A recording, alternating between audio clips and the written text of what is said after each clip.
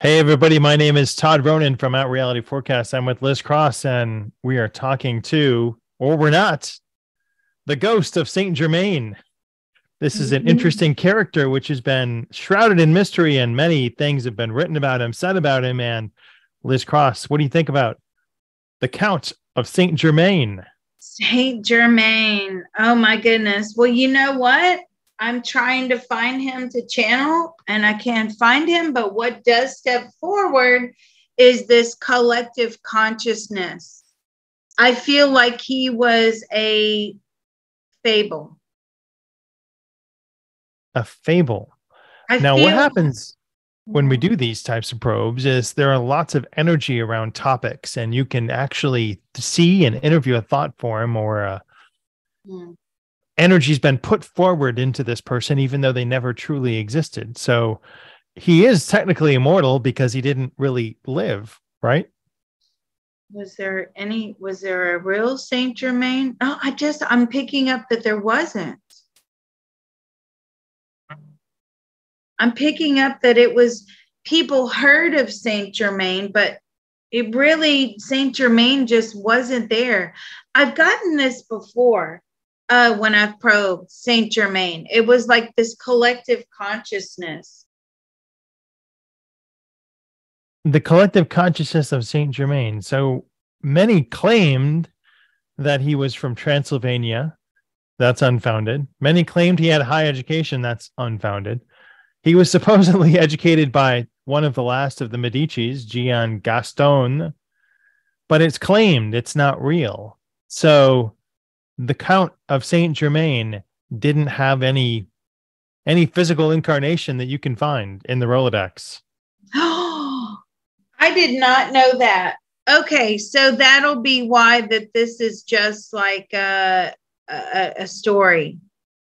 People would talk about Saint Germain. People would, write about Saint Germain. It was sort of something that gave people hope in a very, very dark time. But I just don't get that Saint Germain was a real person. Someone claimed that he was arrested, but that seems to be a case of false and mistaken identity. Somebody else had heard of him and claimed to be him. So the long life that Saint Germain is fabled to have had is simply that. Yeah. I've always gotten it's a collective consciousness. It was just somebody that, everybody spoke about. Everybody wanted to aspire to.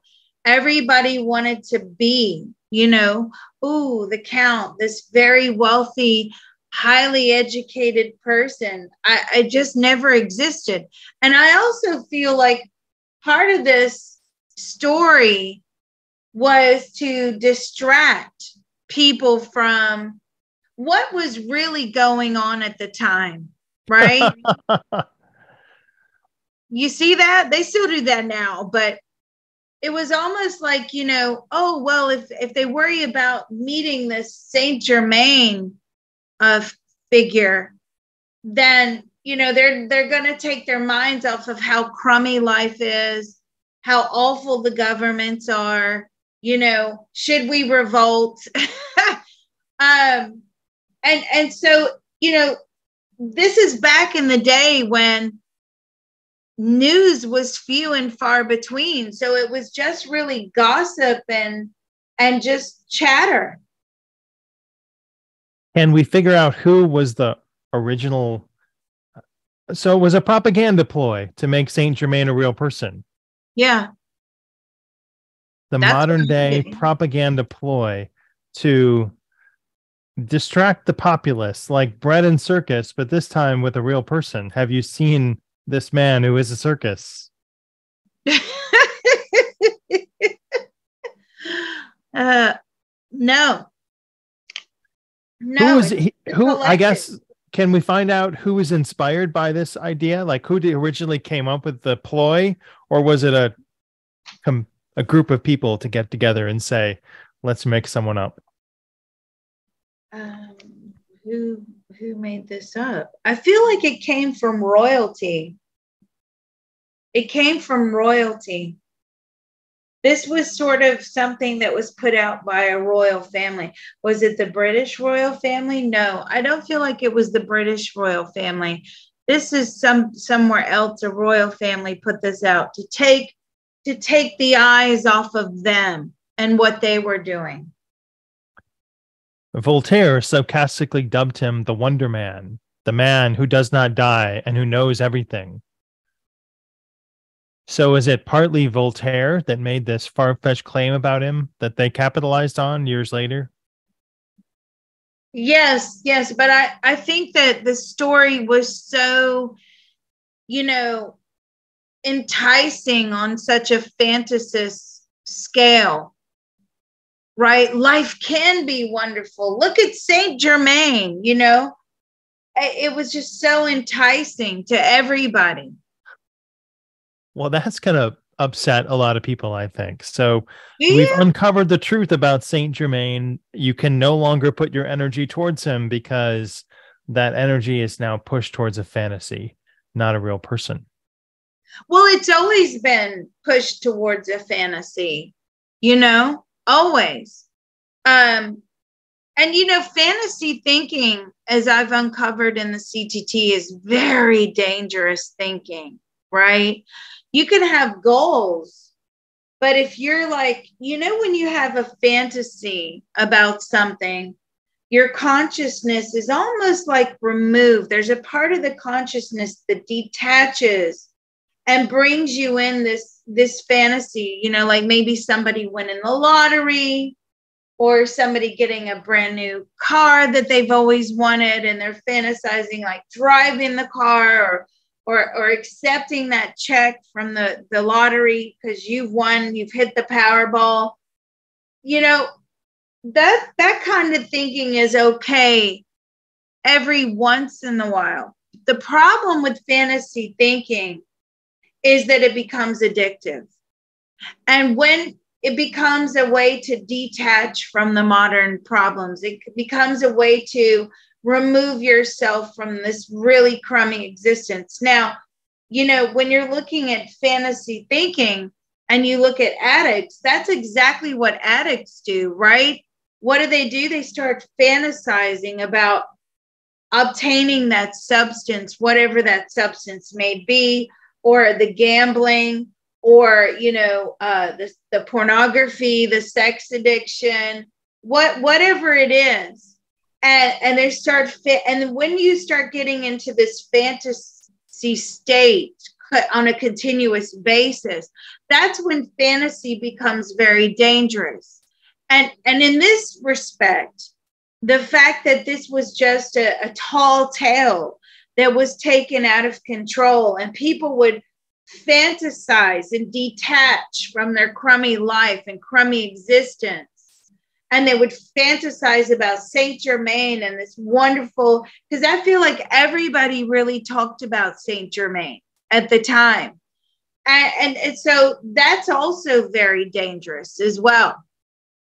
That becomes dangerous.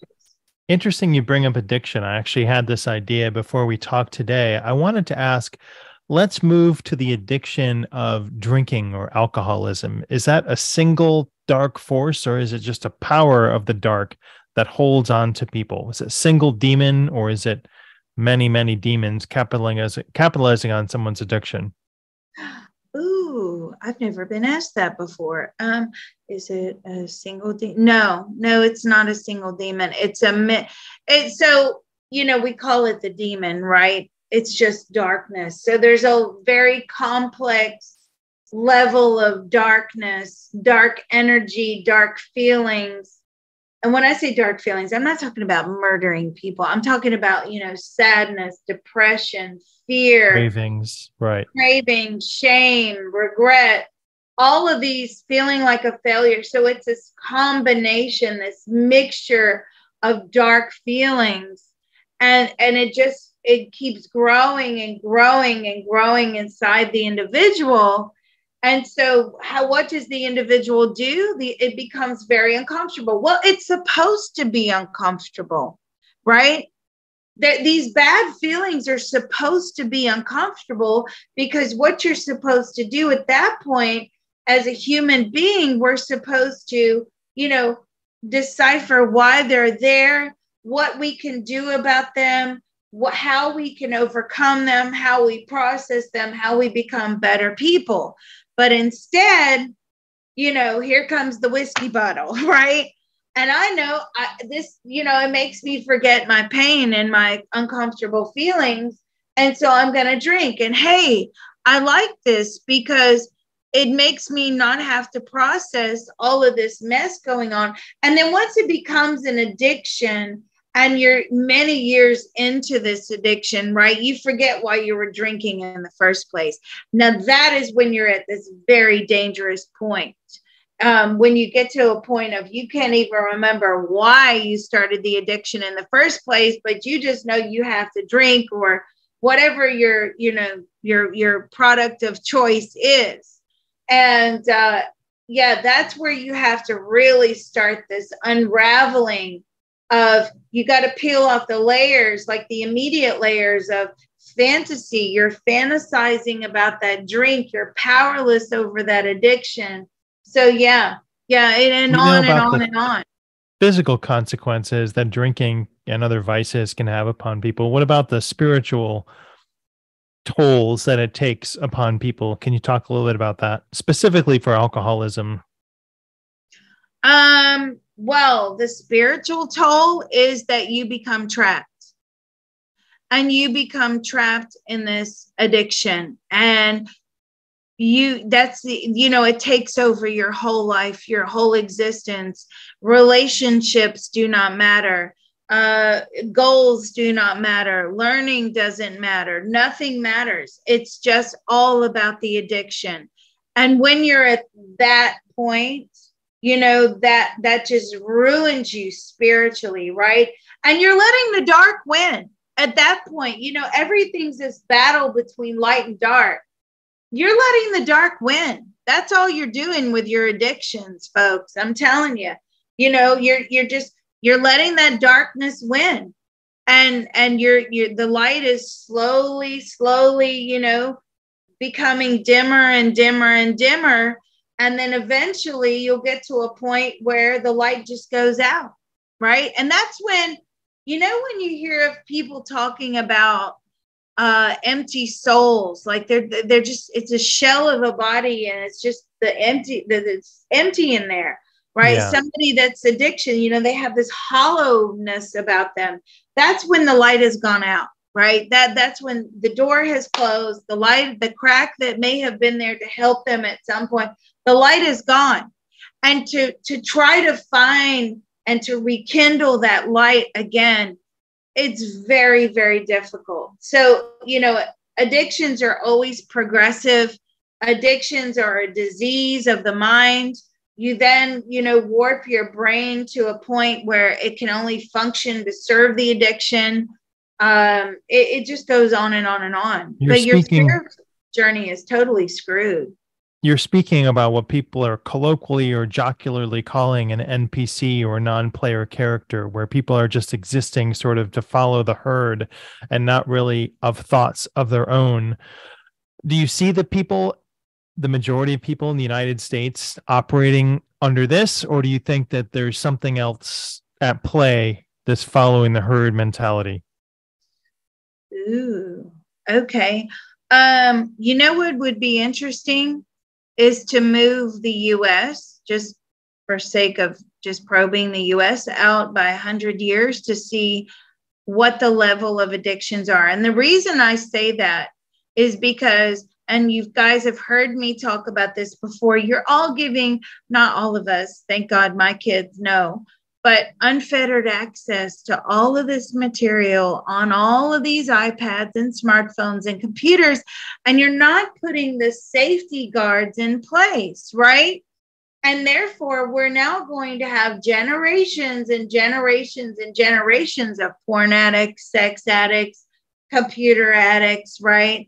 Shopaholics online, or gambling online, or gamers. Do you know how many people have called me saying, Liz, my son is 18, 19 years old that sits in the basement, glued to the computer, gaming all day, doesn't have any ambitions, no motivation, just wants to sit there all day long. And I have to pay for him, right? That's an addiction. So let's move this out. I'm going to move the USA out by 100 years. These are all tools of the dark, by the way. Let's go. April 10th. So 100 years from now will be 23. 2123. That year we're in 2123, 6 p.m. Eastern Daylight Time. How is the USA doing as a whole? No, this is down. I got a thumbs down. Why are we thumbs down? We're no longer the superpower we once were. Okay. When did we lose our status? Many, many, many years ago. Are people mainly buying homes now? No. Home ownership is something of the past. Home ownership is is this a luxury now? Yeah. I figured this is where we were headed. I've done many probes around this. But yeah, home ownership is like a luxury now. It's only for the exceptionally wealthy. It's not really for the everyday person. How much of a percentage would you say the U.S. population has an addiction? Oh, 90%. 90%. 90. I'm really shocked by that answer. 90%. What's the population of the United States? What is the population of the United States? Is it higher or lower than 300 million? It's higher than 300. Is it higher or lower than 400 million? It's pretty high. It's pretty high. It's getting close to about 400. Is the United States owned by China? Is the United States owned by China? No. What is the most powerful country in the world? Is it China?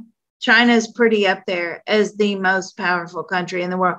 What about Russia? Russia is exceptionally powerful at this point. What about the UK? No. What about Europe? No. What about South America? South America has actually gained in power over the past 100 years. Are they most powerful? No, they're not most powerful. What about any countries in Africa? They've also gained in power over the past 100 years, but not as powerful as the big players.